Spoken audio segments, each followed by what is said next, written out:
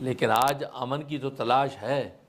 لیکن امن کے راستے پر قدم رکھنے کو تیار نہیں ہے۔ اور امن کے راستے پر قدم یہی ہے کہ جو سرکار دو عالم صلی اللہ علیہ وسلم کی اس حدیث کے اندر موجود ہے کہ من لم یرم صغیرنا، جو ہمارے چھوٹوں پر شفقت نہ کرے، ولم یوقر کبیرنا، جو ہمارے بڑوں کی عزت نہ کرے،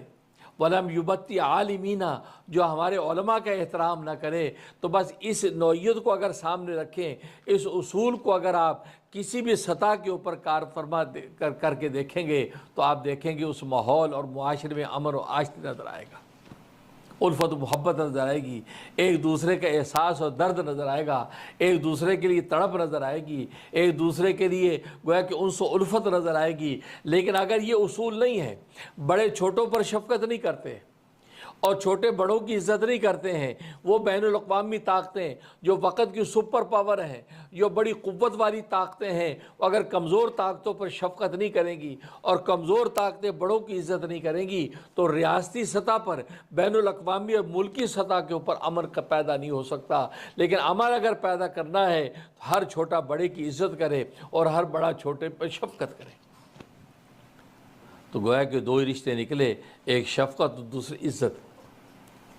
اور اس لیے یہ مقولہ مشہور ہے، الامر فوق الادب،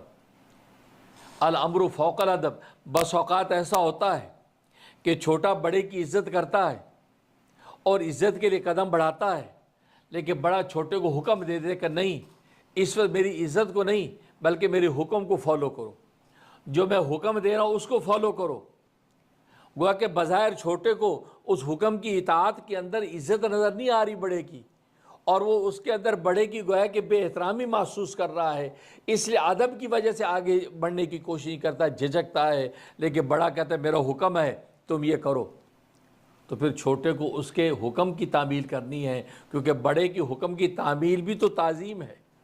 یہ بھی تو اس کی عزت ہے۔ کیونکہ اگر اس کے حکم کو اگر جو ڈینائی کریں گے، حکم کو اگر مانیں گے نہیں، حکم عدولی کریں گے تو یہ بھی اس کی بے عزتی ہے۔ تو گویا کہ بڑے کی عزت کا جو تصور تھا وہ چھوٹے کی طرف سے ظاہر نہیں ہوگا، تو اس صورت میں بھی بدامنی پیدا ہوتی ہے۔